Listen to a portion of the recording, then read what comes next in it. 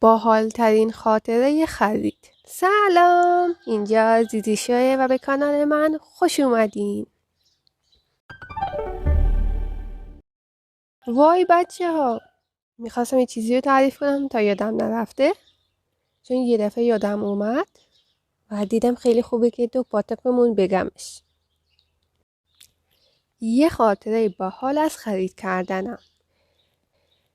یه بار رفته بودم مانتو فروشی، یه مانتو دیدم خوشم اومد، تن مانکن بود. بعد گفتم از این سایز 36 میخوام. بعد فروشنده نگاه کرد، گفت صبر کن،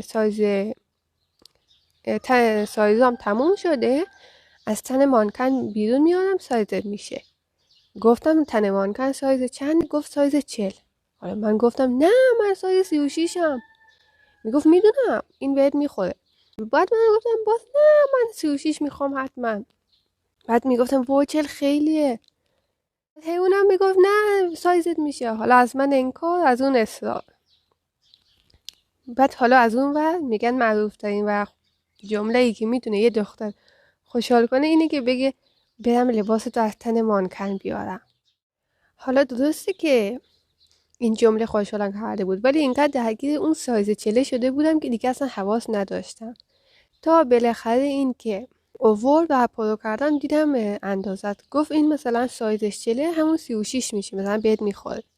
دیگه بعد کلی خجالت کشیدم.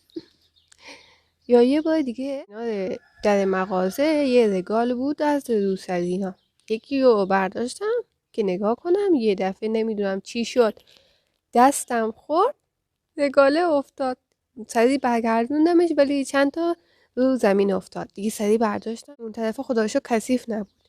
بعد دیگه فروشنده اومده بود بیرون، منم اصلا قصد خرید نداشتم چون طرح مورد نظرم نبود. دیگه فقط رفتم گفتم آره میخوام، اصلا نگاه نکردم جنسش چی بود، فقط سریع برداشتم تا جیمشم برم. بعد که اومدم خونه دیدم همچین روسری بدی هم نیست، قشنگه. دیدیم بعد وقتا چیزی میخرین اول دوستش ندارین ولی بعد دوستش دارین. حالا من که نگاه نکردم. یا یه بار دیگه بعد یه چیزی که هست، مردم موقع خرید میرن به جنس و طرح لباس نگاه میکنن. حالا من باید کلی دردسری بکشم چون من رو جنس لباس حساسم. حالا من باید جنسش هم نگاه کنم، هم جنس هم طرحش خوشگل باشه هم رنگش. بعد فکر کنی یه چیزی پیدا کنی که هر سه تاش باشه، خب سخته. مثلا از یه چیزی خوشت میاد رنگش خوب نیست، از یه چیزی خوشت میاد جنسش خوب نیست، یعنی گرفتاری دارم و نمیشه خب همشو با هم پیدا کنی. تو هم تو کامنت یه خاطره باحال از خرید کردنت بگو. و دیگه بعد هی میان خرید کردن دخترها رو مسخره میکنن. خب میبینی چقدر سخته آخه. البته که تو زیزیشو از این خبرها نیست، اینجا همه با هم دوست و برابریم. بعد واسه پارت بعدی میخوام یه چیز خیلی مهم بگم، یعنی کاربردی ترین میشه ها، آموزش خرید کردن. آره شاید عجیب بیاد ولی دقیقاً چیزی که باید دربارش گفته بشه و واقعا بهش نیاز داریم هممون. زنگوله رو بزن تا پارت بعدی رو از دست ندی. لایک و سابسکرایب و کامنت یادتون نره. این زنگوله ها رو هم بزنید که تنها نمونه. بیزیزشو خوش اومدین.